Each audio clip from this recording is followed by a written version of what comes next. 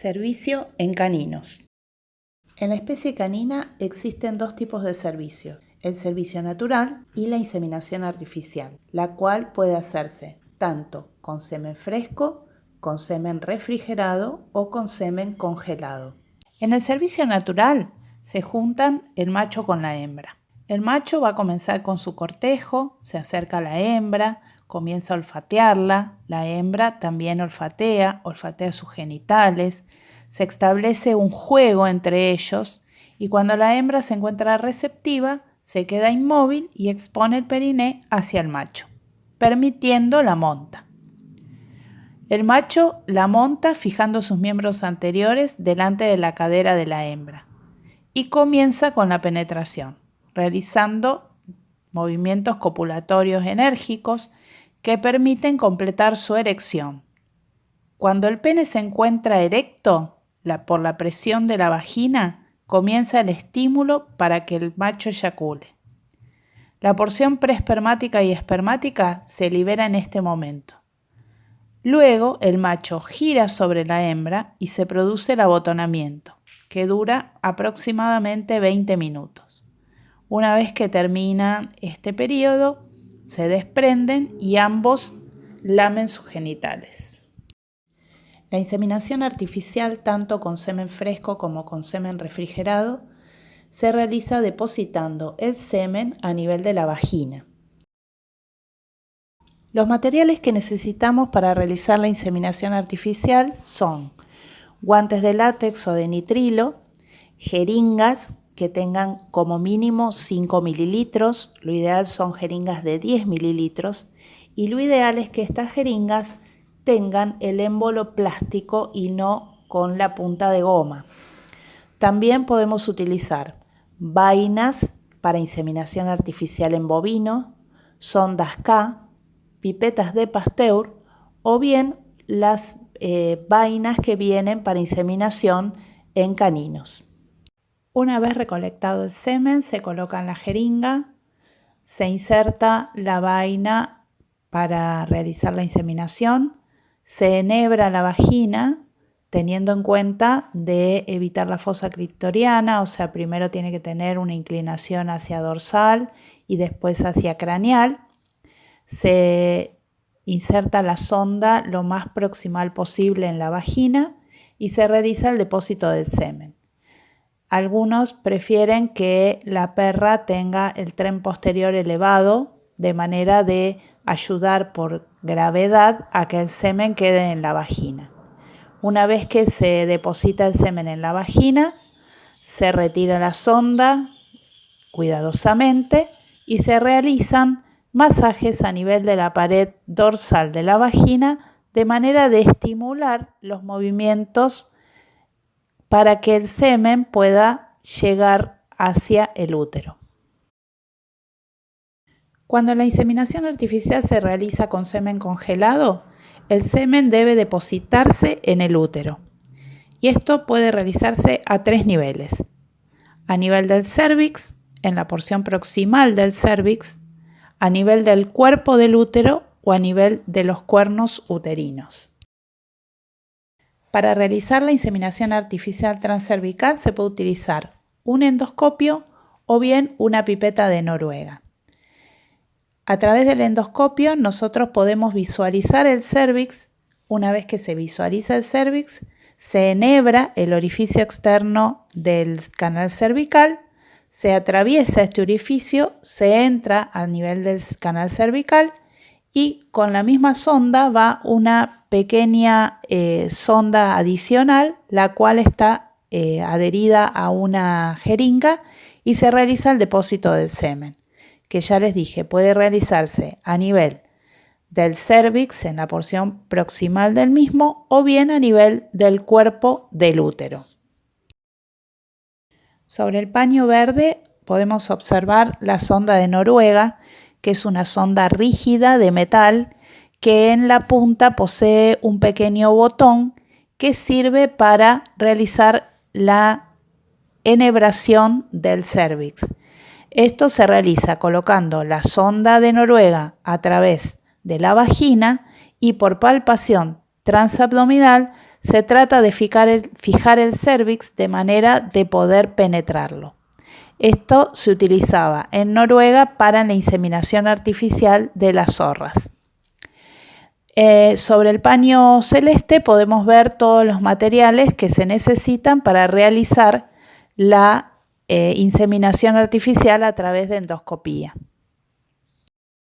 Para el depósito del semen congelado a nivel de los cuernos uterinos se debe utilizar una técnica quirúrgica y esta puede ser por la parotomía exploratoria, en la cual se accede al abdomen, se ubican los cuernos uterinos y se realiza la inyección del semen en el cuerno cercano al ovario. O bien se puede realizar por una cirugía laparoscópica, en la cual de igual forma se ubica el ovario y se realiza la inyección del semen a nivel del cuerno lo más cercano al ovario posible. Para lograr que nuestro servicio sea exitoso, debemos conocer lo mejor posible el comportamiento reproductivo de la hembra canina. Nosotros sabemos que la hembra canina es monoéstrica, va a presentar un solo ciclo por estación reproductiva. La duración de este ciclo es variable, puede durar entre 150 a 280 días. La variabilidad del ciclo es diferente o difiere mucho entre perra y perra. Hay perras en el que está más cerca de 150 y otras que son más hacia los 280 días. Pero lo que sí o sí es regular dentro de la perra. Por lo tanto, una perra que cicla o que su ciclo estral dura 150 días, en general durante toda su vida se va a mantener esta regularidad. A su vez, el intervalo entre estros normal se considera entre 5 y 9 meses. El ciclo estral de la hembra canina comprende 4 etapas o fases. Una fase de proestro, que dura en un promedio de 9 días. Una fase de estro, que también tiene un promedio de duración de 9 días. La fase de diestro, que tiene un promedio de duración de 60 días. Y una fase de anestro, que es variable y varía de perra a perra. Y la ovulación, en general, se produce 48 horas de comenzado el estro. Pero este ciclo muchas veces tiene algunas variaciones. Por ejemplo, la variación en el proestro, si bien el promedio es de 9 días, puede ser entre 2 y 17 días la duración. Lo mismo que en el estro, puede tener una duración entre 2 y 21 días, y el diestro puede tener una duración normal entre 56 y 100 días. A su vez podemos identificar el ciclo estral de acuerdo a los signos externos que manifiesta la hembra.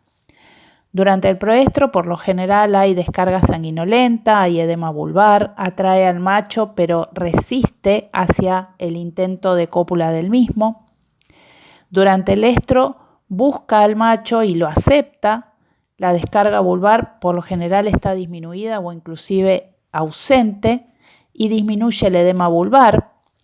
En el diestro directamente no acepta al macho, no hay descarga vulvar y la vulva se vuelve de tamaño normal. Y en el anestro completamente ausente cualquier tipo de comportamiento sexual y la vulva se encuentra pequeña.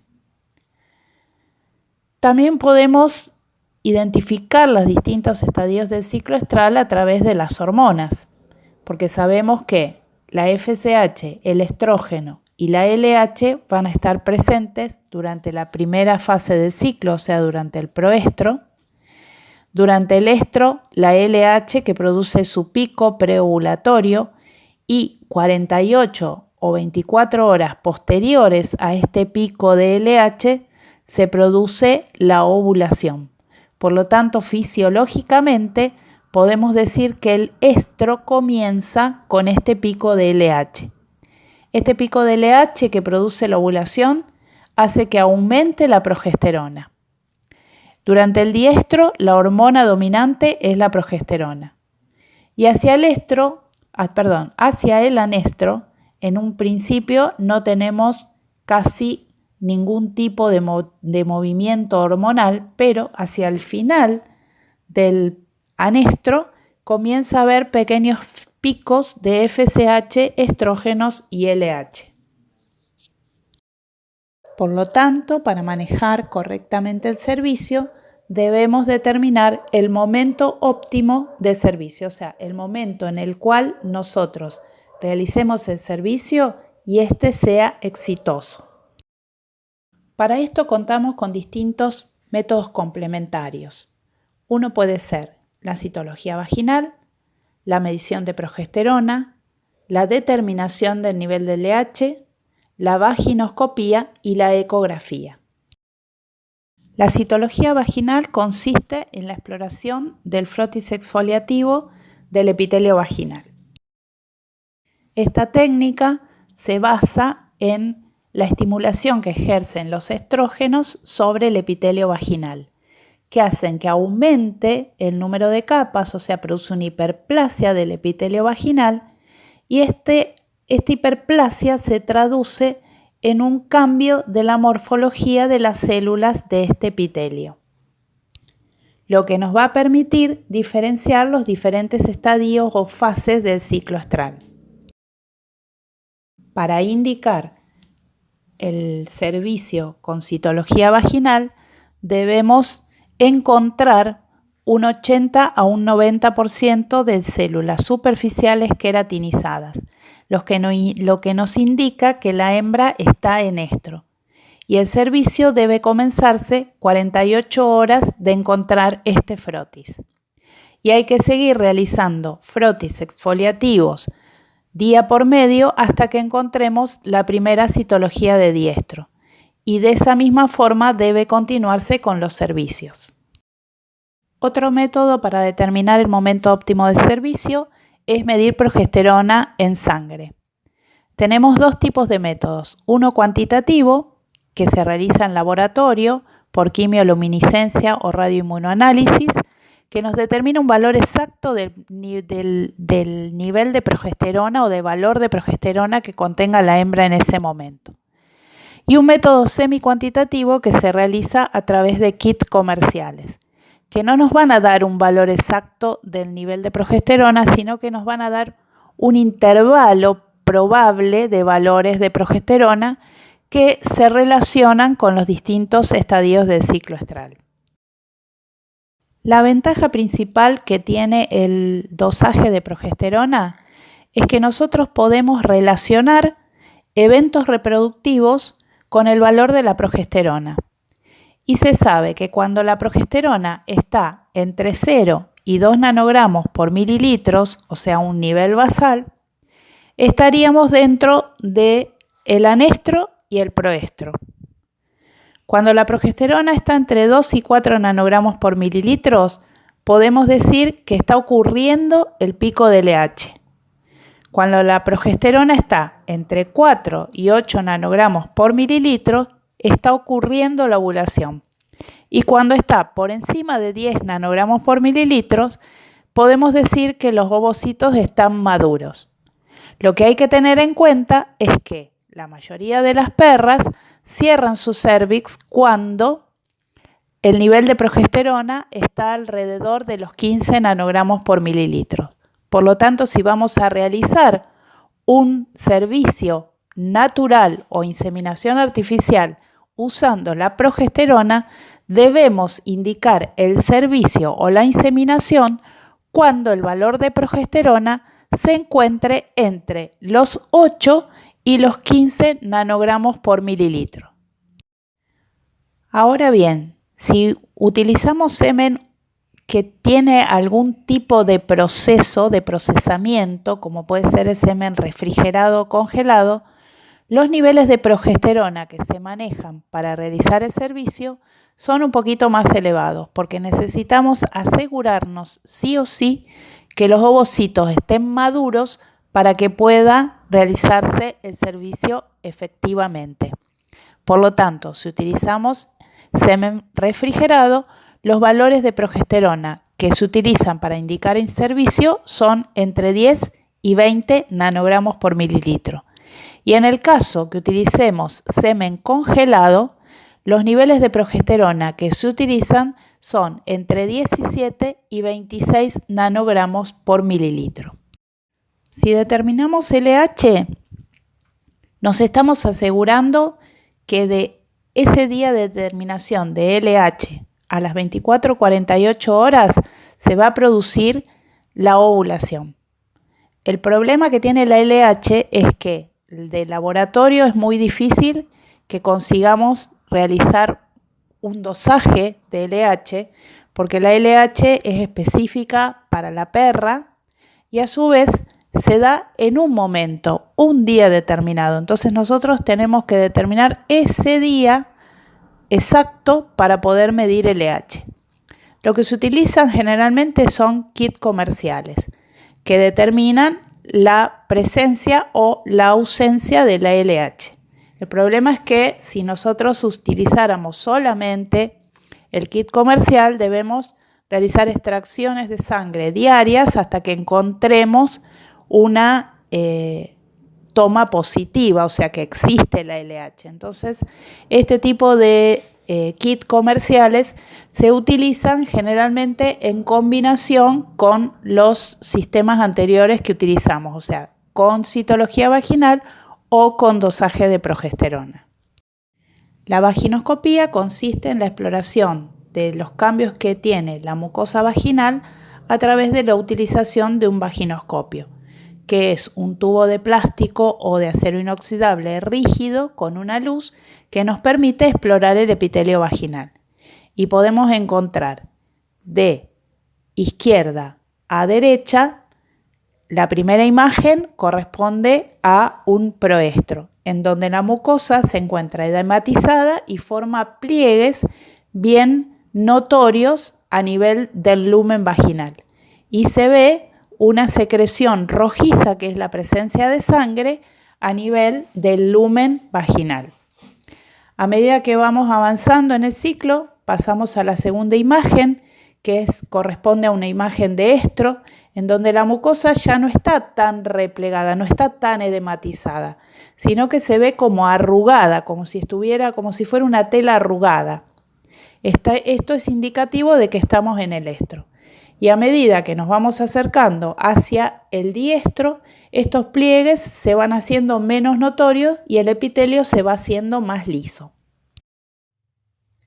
Podemos utilizar la ecografía para el seguimiento del desarrollo folicular en el estro de la hembra canina, teniendo en cuenta que la preparación del paciente es un punto importante. Este debe presentar por lo menos 12 horas de ayuno para evitar que haya contenido en asas intestinales, gas o materia fecal.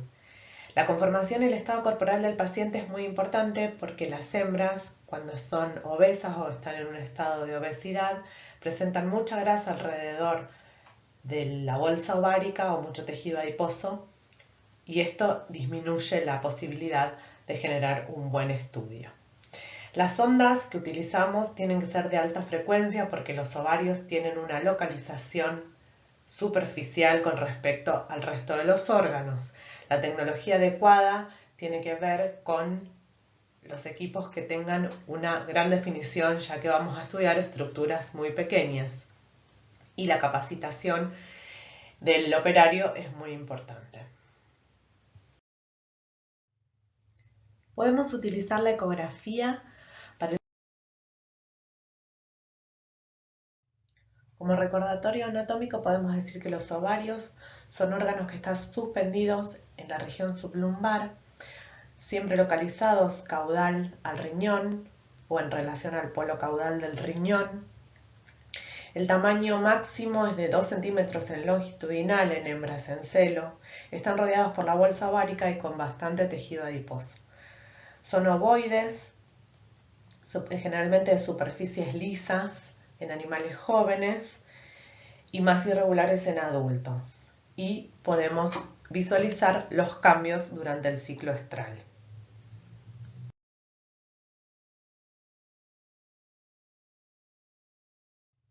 Como recordatorio anatómico En anextro y proestro temprano, los ovarios son pequeños, tienen una longitud media de 1,2 centímetros, la forma es ovalada, el contorno es liso y la ecogenicidad es uniforme, no se observan folículos ni cuerpos lúteos. Generalmente es hipoecoico con respecto al tejido. En proestro vamos a visualizar un aumento gradual de tamaño, manteniendo los contornos lisos de la estructura, forma más redondeada. Los folículos se van a empezar a ver como cavidades anecoicas, redondeadas, con pared lisa y a veces ni siquiera podemos visualizar la pared. El número de folículos promedio es de 4 folículos por ovario, pudiendo llegar hasta 10 folículos. El tamaño de los folículos en el día previo a la ovulación depende de la raza, siendo de 5 a 8 milímetros la variación de tamaño que podemos observar. Un diámetro máximo de un folículo previo a la ovulación puede ser hasta de 11 milímetros como máximo. En anextro y el día de la ovulación el número de folículos comienza a disminuir. Los folículos remanentes disminuyen su tamaño, no así el ovario que lo mantiene, y durante todo el estro comienza a aumentar el tamaño, llegando a su tamaño máximo a los 6 días posteriores a la ovulación.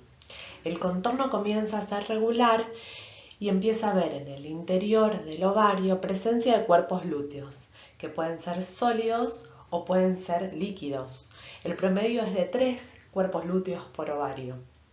Los cuerpos lúteos, a diferencia de los folículos, tienen una pared un poco más gruesa y generalmente no son tan redondeados, tienden a ser de estructura más variable que el folículo. Durante el diestro permanece el contorno irregular en el ovario. El tamaño de los cuerpos lúteos líquidos va disminuyendo en forma progresiva, aumentando la ecogenicidad, transformándose los cuerpos lúteos de líquidos a sólidos y llegando a los 10 a 14 días posteriores a la ovulación a ser totalmente sólidos y tener como máximo un diámetro de 8 milímetros. El tamaño ovárico disminuye a medida que regresan los cuerpos lúteos y los cuerpos lúteos pueden persistir visibles durante todo el diestro.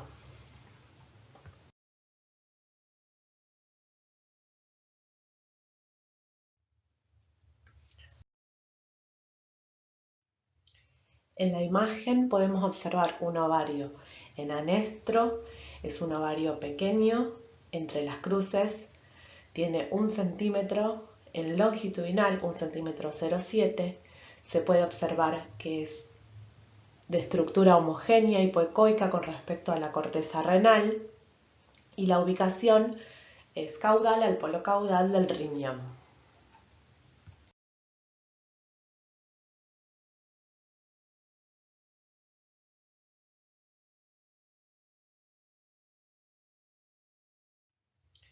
En la siguiente imagen podemos observar el ovario en proestro tardío o estro temprano, porque observamos la presencia de folículos. Fíjense que hay 4 folículos, algunos más hipoecoicos que otros, de tamaños variables pero pequeños, no tienen una pared muy delimitada y ecogénica y en la forma del ovario es más redondeada que en la anterior imagen.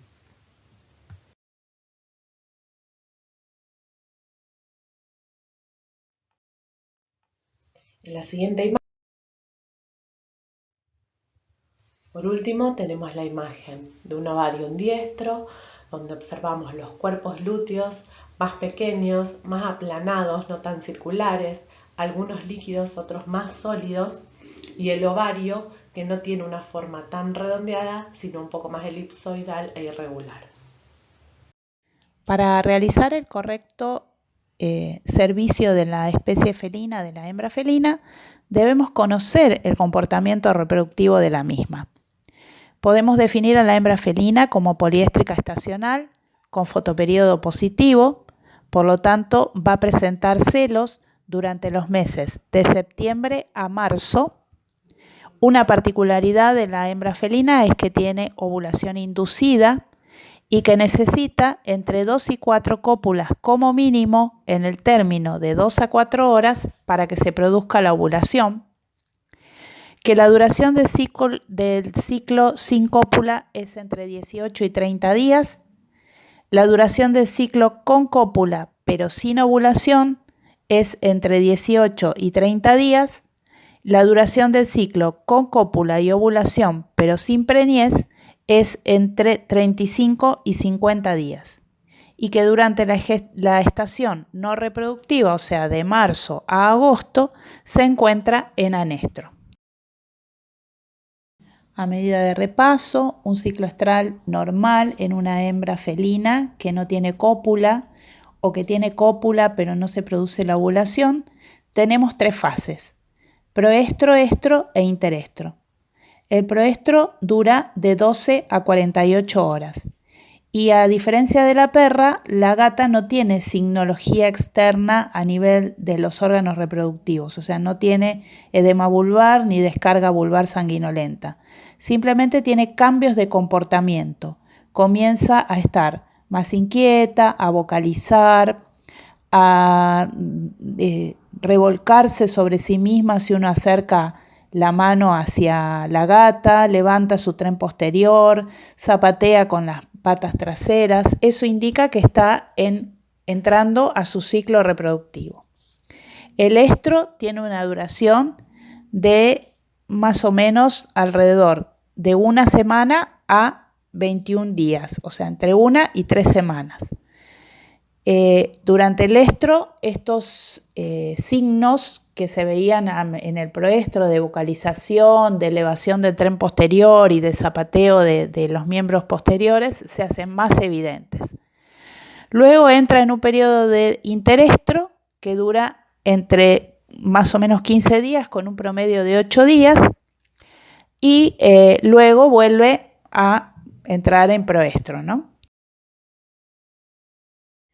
En el caso que se haya producido la cópula y se haya producido la ovulación, pero no la preñez, vamos a tener una etapa de proestro con la misma duración, una etapa de estro, y luego de esta etapa, una vez que se produce la ovulación, entra en un periodo de diestro o bien de pseudogestación, que dura entre 35 y 40 días. Una vez superado este periodo, vuelve a una etapa de interestro que dura aproximadamente 15 días para luego reiniciar el ciclo.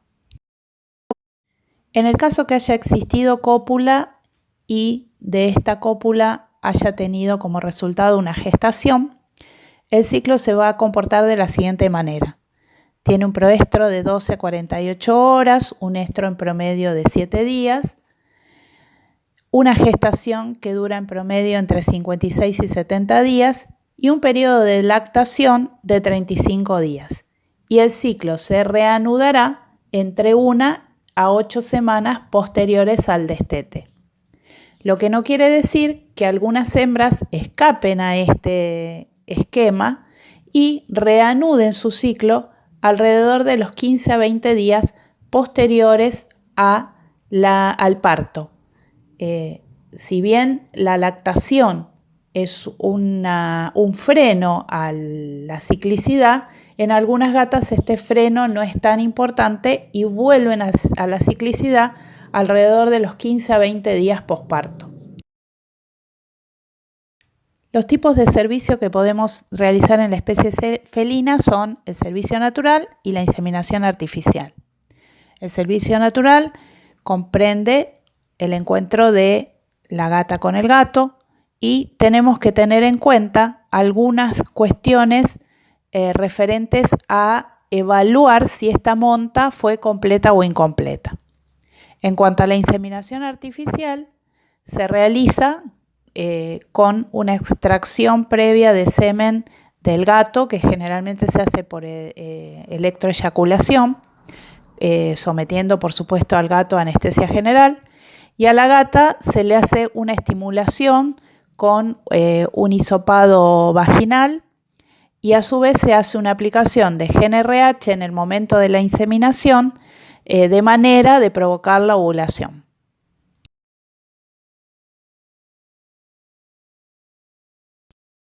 Y en cuanto a lo que tenemos que tener en cuenta para analizar si una monta es completa o incompleta, son 5 puntos en los que tenemos que tomar especial atención.